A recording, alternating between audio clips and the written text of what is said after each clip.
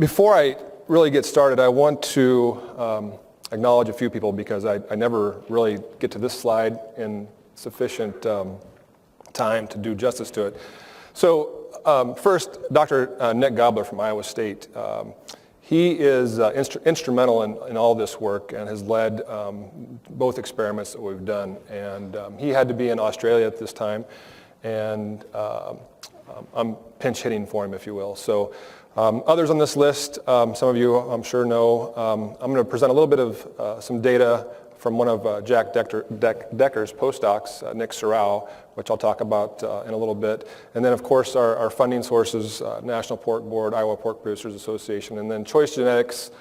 Chris Sparks and Dr. Mark Weaver have been instrumental in supplying some of the pigs and facilities and labor that have gone into a couple of these experiments.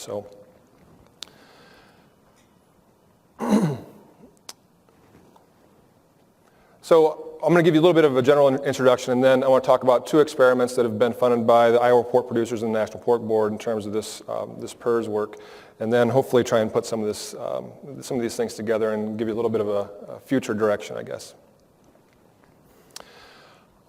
This is very basic, and I'm sure you're all familiar with these ideas.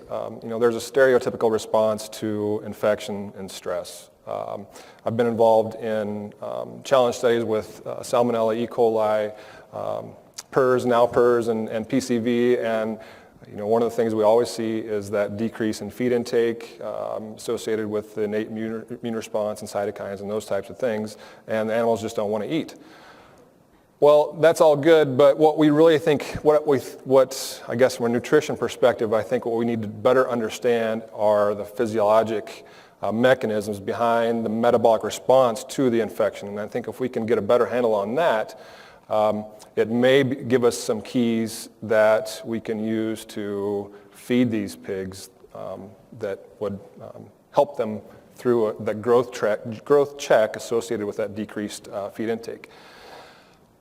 So this is complicated, though, obviously, because along with that response to any kind of disease agent, and you couple that with the metabolic response and the physiology behind it, there are a lot of factors that you have to account for in order to make any sense of that data. So, pre-existing genetics, immunological, microbiological, nutritional factors, severity of the infection, of the stress. Obviously, different disease agents have different severity and duration, direct and indirect effects of all types of physiologic responses, the kinetics of host metabolic changes, and then circadian rhythms all make the interpretation of this data very difficult, I think.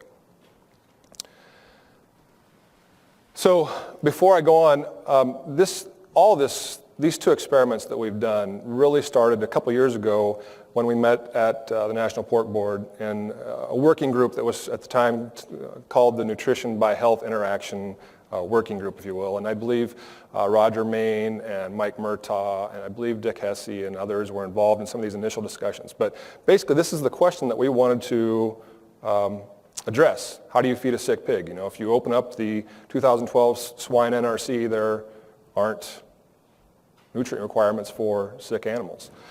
And I don't know if there should be, but this is the question we wanted to address. And so the first thing we needed to try and tackle is what disease model would best help us to answer these questions.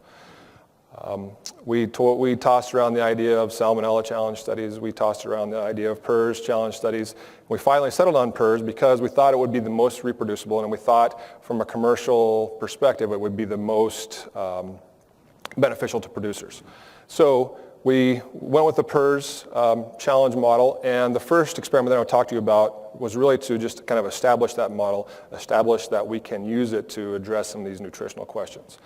So I'll address these questions throughout the rest of the presentation, but how does an immune challenge affect feed intake and digestibility?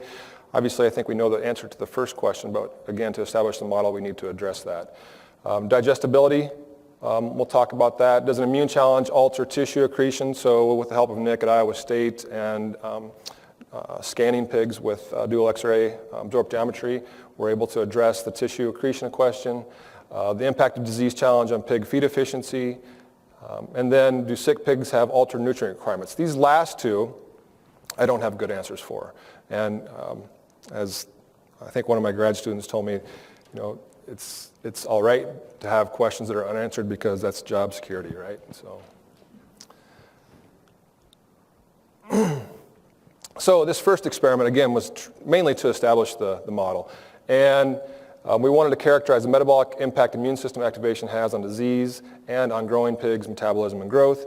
So basically what we did was infected pigs with PRRS, looked at a very broad panel of immune markers, metabolic markers, complete blood count, those types of things, just to really establish the model.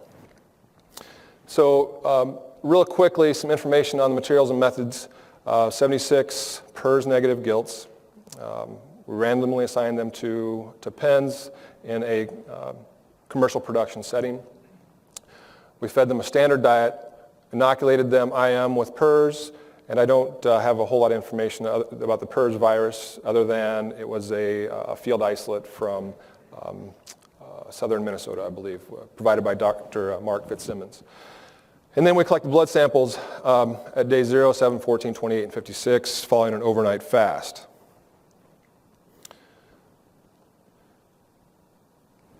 What I think is the most interesting about this, and I'll show you some data from both groups, but we really wanted to zero in, and obviously, if you have 4 pens of pigs and you infect them with PRRS, there's going to be some variation. And with PRRS and some of the work that I've done with PCV, there is a lot of variation from pen to pen in terms of the animals' performance. So we really wanted to zero in on those animals that had the highest growth rate and the animals with the lowest growth rate. So we used, we grouped these animals according to pig body weight residuals and adjusted that for day 0 body weight and age and pen to really try and look at what is going on metabolically in those two different groups of pigs. And then Jack Odell at North Carolina State did NMR analysis, metabolomics analysis on our blood samples. And so taken together, we had about, I think, greater than 70 different biomarkers, if you will, to look at. And just to kind of establish again that we did, I think, hopefully represent the disease in terms of the effect on growth as it would in a commercial environment through growth performance. So this is the growth performance of all 76 pigs. This is body weight in kilograms and days post-infection.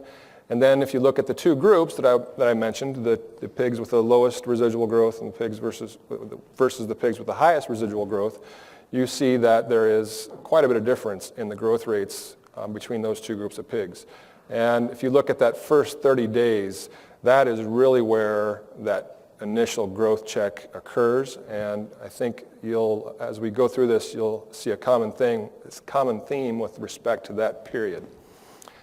And then again, if you look at average daily gain, obviously there's a significant effect between the high growth and low growth pigs in terms of how they performed.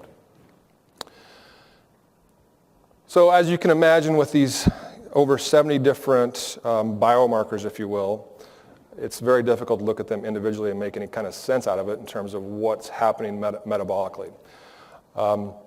This is some of the NMR data from Jack Odell. And I guess the theme I think that we're going to try and support is that there is absolutely a shift from oxidative towards glycolytic metabolism in these pigs. And so if you look at, for example, glucose and citrate, these are box and whisker plots. There wasn't any statistical significance here, but at least there are some numerical indications that glucose and citrate are greater in those high growth rate pigs versus lactate is decreased in those high growth rate pigs. So we along with this and other pieces of evidence, I think we can say with a pretty high degree of certainty there's a metabolic shift going on in these pigs. So that's just a couple of the biomarkers.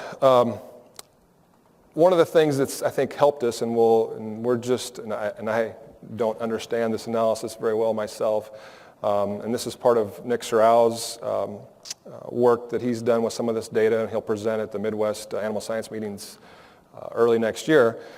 But what we wanted to try and do was take these markers together in a multivariate type analysis to see if we could make a little bit more sense out of them.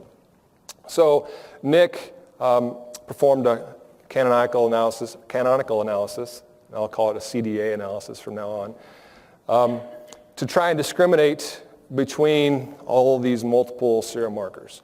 So prior to this analysis, there was a univariate analysis to try to kind of pare down these markers at day 7, 14, and 28. And then the univariate analysis, and I guess I liken it to a kind of a principal component analysis. But we include the fixed effects of growth rate group, so our high and low growth rate groups, infection status, days post-infection, and so forth. And at the end of the day, there were 33 traits that Nick included in this analysis. And if you look at the CDA variable number 1, it was significant, as well as CDA number 2, and there were very high squared canonical correlations. So we feel pretty confident that this multivariate analysis will help us in discerning some of these immune metabolic biomarkers. So again, just real briefly, if you take a look at our two canonical variables, canonical variable 2 here and canonical variable 1 here, the blue circles represent day 7 samples, the red plus signs day 14, and the green X is day 28. So basically what this tells us is that canonical variable number 1 did a good job of discriminating between day 14 and day 14 and day 7 samples from day 28 samples. And canonical variable 2 was a good discriminator of between day 14 samples and day 7 samples. Again, Nick can do a much better job of explaining what this all means, but again, I think it helps us to make a little bit more sense out of some of these different biomarkers. So the best discriminators were alkaline phosphatase and haptoglobin for the first canonical variable, and then C-reactive protein, glucose, and insulin for the second canonical variable. And then there were some other changes dependent on day. So again, for me, I think the biggest conclusion, the most important thing is that there are dynamic changes in metabolic and immune markers, but this question still remains, how do these affect nutrient requirements? And so that's what we need to delve into a little bit further. So I'm going to leave that experiment for right now and go to the second experiment. So again, we used that first one to establish that the PRRS model, to establish its impact on growth and to look at, to see if we could target certain metabolic biomarkers, as well as immune biomarkers. So the second experiment, we wanted to address some of the other questions I talked about earlier. So we wanted to do a longitudinal assessment of the impact of PRRS on tissue accretion and digestibility. And I think this is an interesting question, especially as it pertains to digestibility, because you don't, at least I don't, think of PRRS as an enteric type of infection. So if it doesn't have any type of enteric component, why would it have any effect on digestibility? That was my initial thought, at least.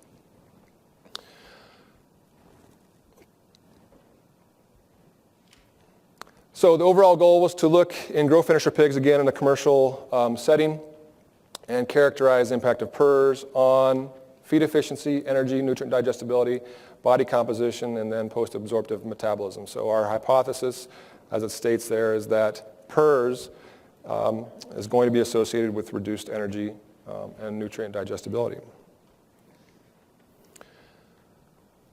In terms of the materials and methods, again, very briefly, 60 maternal line gilts, initial weight 73 to 75 pounds.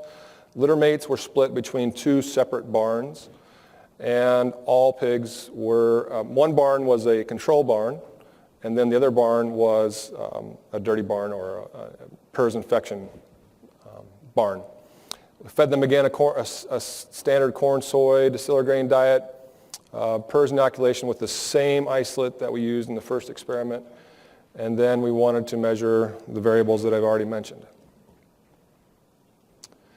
So this is just a schematic of the timeline, if you will. So we brought these 60 gilts in. We did our first body composition measurement the day prior to infection. So we transported these pigs to Iowa State, where Nick has the DEXA scan that we can do a full body scan on these pigs. Infection at day 0, and then we did body composition measurements again at day 42 and day 80. And I think the interesting thing about this experiment was that we were allowed to take the infected pigs out to market weight. And so, as you'll see in a little bit, what that amounted to was about 14 more days on test to get those pigs to a market weight. And then at the bottom you see the PCR and titers and so forth. So again, just to represent the growth response from our PRRS positive versus our PRRS negative pigs, the PRRS negative in black and the PRRS positive in red. Again, we talked earlier about in our first experiment that first 5 weeks was really where we saw the initial and probably the most detrimental growth check. But when you take these pigs out to finishing weight, there isn't a greater decrease, but they do not recover from that initial growth check. And when we talk about digestibility, I think hopefully that'll make a little bit more sense. So we inoculated these pigs, again, about 72 pounds, and took them to market weight between 280 and 285.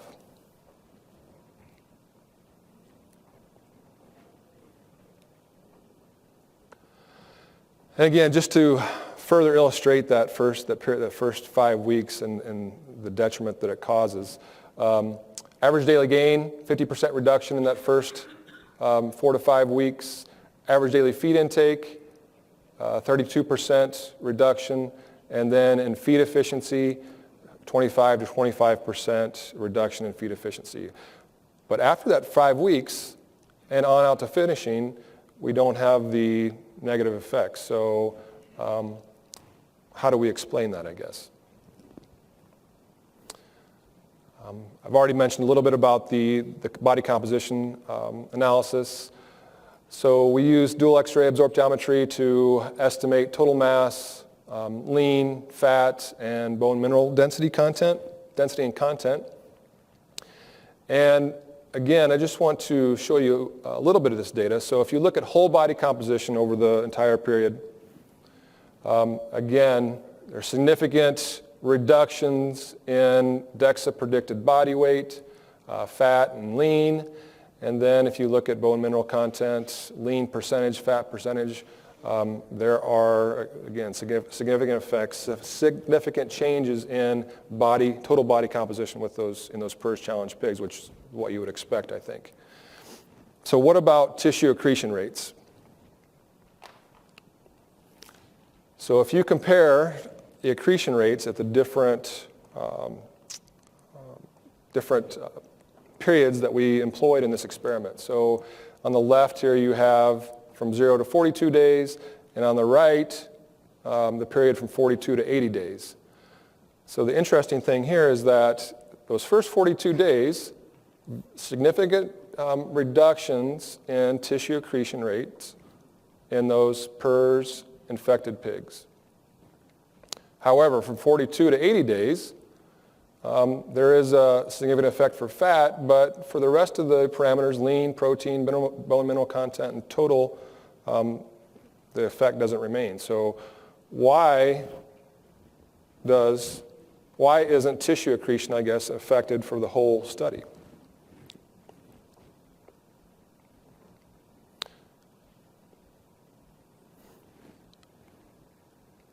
Another thing to think about, I guess, which I should add to this, so during these first 42 days, you obviously have a reduction in feed intake.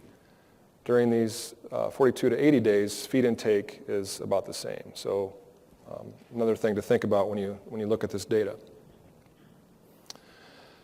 So whole body tissue accretion rates then from 0 to 80 days post-infection. Even though we didn't see the effect maintained in the second period, the overall effect is still negative with respect to the PRRS challenge and its effect on those pigs. So PRRS challenge significantly reduces tissue accretion rates. The pigs rebound after 6 weeks, but with equal performance, but we don't seem to have that compensatory gain. So for me, this is an opportunity, at least nutritionally, where we might be able to regain some of that lost growth in the first 6 weeks. Is there a way or something that we can feed that will help them compensate for that growth check that occurred in the first 5 weeks? So again, back to this digestibility question. Again, this is something that's a little bit counterintuitive to me because, again, you don't think of PRRS, at least I don't, as an enteric type of infection. So why would digestibility be decreased? And in fact, it is. 21 days post-infection, dry matter, nitrogen, and gross energy digestibility is significantly reduced in PRRS positive pigs. And that effect is maintained, not to as great of a degree, but is maintained even out to 65 days post-infection. So why is digestibility decreased in those pigs even after the performance seems to be similar in that latter stages of the study? I don't know the answer to that. And one of the things that I'm interested in is how microbial ecology affects nutrient digestibility. And so one of the hypotheses that I have, and I have no idea if this has any weight or not, but my hypothesis would be that is there microbial changes that affect nutrient digestibility in those pigs that's carried out through the finishing stage. So if you look at overall apparent total tract digestibility, the percent difference due to PRRS, again, it's not as great of an effect in that later on, but there's still significant reductions in nutrient digestibility. So the impact of PRRS on digestibility remains even at 65 to 70 days post-infection. I took out most of the carcass data, and I'm sure some of you have seen some of this already if you were at the Layman Conference, and we've presented some of this data at the animal science meetings previously too. And we've done a little bit of an economic analysis, but I just wanted to give you a little bit of a flavor in terms of the carcass data. So we took these pigs out to market weight. We're able to collect carcass data. And again, I don't have the economic analysis in here, but obviously, we spent, these pigs spent 14 more days. The PRRS positive pigs spent 14 more days than the PRRS negative pigs did to get them to market weight. And you still see those PRRS positive pigs with a pretty high reduction in back fat. Yield was still reduced. Carcass weights were about the same. So even with that extra 14 days, leaner pigs and reduced yield due to the PRRS infection, and that's going to equate to somewhere between, I would imagine, $6 to $12 per pig, which is not minor by any means. So just to kind of sum things up, I guess. So what is the metabolic cost of disease challenge? I don't know. However, I think we have some indications. And, there's, to my knowledge, especially in pigs, there hasn't been any studies designed directly to look at what is the lysine requirement for a sick pig. There's a lot of things that I think we can do to further this. Is it practical, though? That's the question I guess I'm struggling with. If we come up with this magic bullet diet that we can feed to PRRS-infected pigs, our producer is going to want to auger the current diet out of their bin, put another diet in the bin. So there has to be some practicality to this that I don't know that we can achieve with a diet change. But maybe we can achieve it with water medication, those types of things. So we know that there's cost of the immune response. Obviously, if the pigs aren't getting glucose from carbohydrate, they're going to break down protein. So nitrogen clearance there's going to be a cost, a metabolic cost associated with nitrogen clearance. Changes in metabolic rates. Obviously, there's certain amino acids that are directed towards synthesis of certain acute phase and immune types of proteins. So those could be, requirements for those types of amino acids could be increased. Gluconeogenesis. So is there a way that we can provide gluconeogenic substrates in the diet that would help with this growth check and provide them a substrate for increased energy production? I don't know those questions, the answers to those questions. Again, I think it's pretty easy to say that there's an upregulation of glycolysis from the data that we have. And we've talked about amino acids a little bit. Some further evidence that there is a shift in metabolism. Greater degree of insulin sensitivity in PRRS-infected pigs. So if you look at PRRS-positive pigs, insulin is decreased compared to the PRRS-negative pigs. And this is some data from the first study.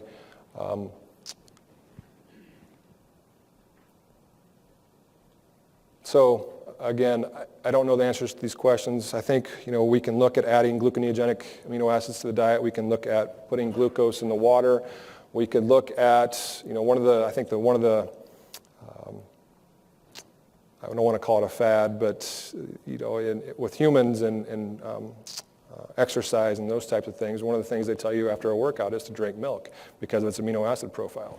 So can we supply a better amino acid profile to the pigs that are sick to help them stimulate protein synthesis? And I'm thinking of branched-chain amino acids specifically because they're supposed to stimulate protein synthesis. So there's a lot of different options. Is there a magic bullet? I'm sorry, but I don't know that there is. But I think we're making progress with this. And the last, I guess, little piece of evidence that I'll talk about that I think helps at least me justify some of this work is that if we change the diet, will it have an effect? Dan Chabanyu at University of Nebraska has done quite a bit of work with PCV2. And we see some similar effects in terms of growth response in these PCV2 infected pigs as we did with the PRRS infected pigs. Obviously, they're different disease agents. We were able to employ a dietary treatment in one of these PCV2 challenge experiments. So the question that we wanted to ask is simply, if we infect these pigs with PCV2 and we feed them a simple diet, which theoretically is going to be less digestible because it's just a corn, soy-based diet versus a complex diet which has specialty ingredients like lactose, dried whey products, fish meal. Theoretically, that complex diet is more palatable, probably a little bit more digestible, especially for younger pigs. So if we employ those two different dietary treatments, can we affect or do something with the growth check in a diseased animal? So in this experiment, we used 96 pigs. PCV status, we screened 200 pigs with an ELISA to look at susceptibility to PCV2 in terms of maternal immunoglobulins. And so we picked pigs that were most susceptible to PCV2, and then half of the pigs we vaccinated against PCV2, half of the pigs we inoculated with a PCV2 isolate, and then we employed the dietary change. Real quickly, we established that there was a decrease in growth with PCV2. Interestingly, pigs that were fed that complex diet, at least in the first week, had greater average daily gain. So the complex diet, again, theoretically more digestible than a prebiotic versus a simple diet. And then at least overall, you see some of those similar patterns. And then in terms of average daily feed intake, again, we see that with the complex diet, infected versus vaccinated in each pair of these bars.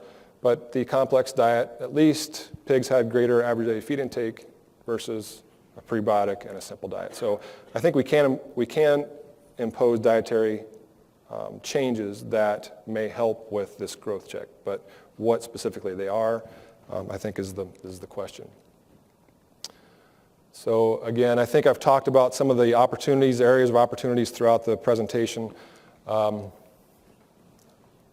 We've really, I think, enjoyed doing this type of work. I don't know that we can have a chapter in the NRC the next time it's revised in terms of how do we feed a sick pig. But there's definitely areas of opportunity. Can we feed the sick pigs adequately and practically alter nutrient requirements? I think there obviously is. And then we've talked a little bit about some of the opportunities, areas about